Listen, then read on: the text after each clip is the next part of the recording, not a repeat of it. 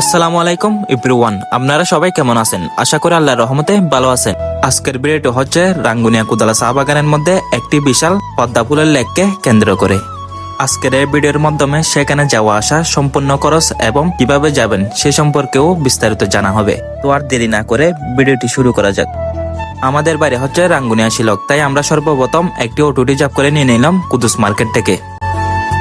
অল্প কিছুক্ষণ গাড়ি চলার পরে আমরা চলে আসলাম তালতল অর্থাৎ ফকিরাঘাটের কিনারে।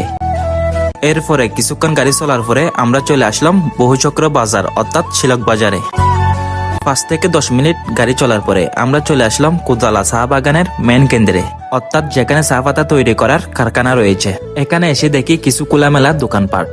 সেখানের কিছু স্থায়ী মানুষের মুখে শুনতে পারলাম এখানে নাকি প্রতি বুধবারে বাজার বসে। আমরা সেখানে দেখতে পেলাম নানা রকমের হাতের নাস্তা বিক্রি করা হচ্ছে।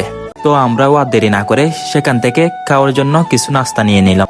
আরো দেখতে পেলাম সেখানে অনেক রকমের তরিতরকারি বিক্রি করা হচ্ছে। তো আমরা কিছুক্ষণ ঘোরাঘুরি করে আবারও রওনা দিলাম বিশাল এই পদ্মা ফুলের লেকের দিকে। আপনারা সর্বপ্রথম চলে আসবেন চা বাগানের এই কারখানার পাশে। সেখানে এসে পূর্ব দিকে একটি রাস্তা দেখতে পাবেন, সেই রাস্তাটি ধরে আপনাদের হাঁটতে হবে। রাস্তাটির পাশেই রয়েছে বিশাল একটি মাঠ, যেটাকে বলা হয় বাগানের মাঠ। মাঠের পাশেই রাস্তাটি ধরে আপনাদের হাঁটতে হবে। মাঠ থেকে কিছুক্ষণ হাঁটার পরে দেখতে পাবেন সিটি গ্রুপ হসপিটাল। 10 থেকে 12 মিনিট হাঁটার পরে আপনারা দেখতে পাবেন 3টি রাস্তার মোড়। তো আপনারা এদিক সেদিক না তাকিয়ে আপনারা যে রাস্তা ধরে হাঁটতেছেন সে রাস্তা দিয়ে চলতে থাকবেন। আমরা প্রায় 25 থেকে 30 মিনিট হাঁটার পরে অবশেষে চলে আসলাম আমাদের এই গন্তব্যস্থান পদ্মা ফুলের লেকের ধারে। লেকের এই পদ্মা ফুলের সৌন্দর্য দেখে আমরা সবাই মুগ্ধ।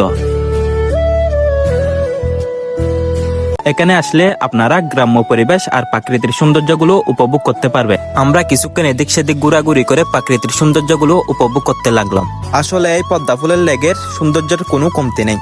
আপনারা যারা চা পাতা তৈরি করার কারখানা পর্যন্ত গাড়িতে করে যান আর বাকি রাস্তাগুলো হেঁটে যান তাহলে জনপ্রতি খরচ হবে 50 টাকা। যদি হেঁটে না গিয়ে গাড়িতে করে যেতে চান তাহলে জনপ্রতি খরচ হবে 100 থেকে 150 টাকা।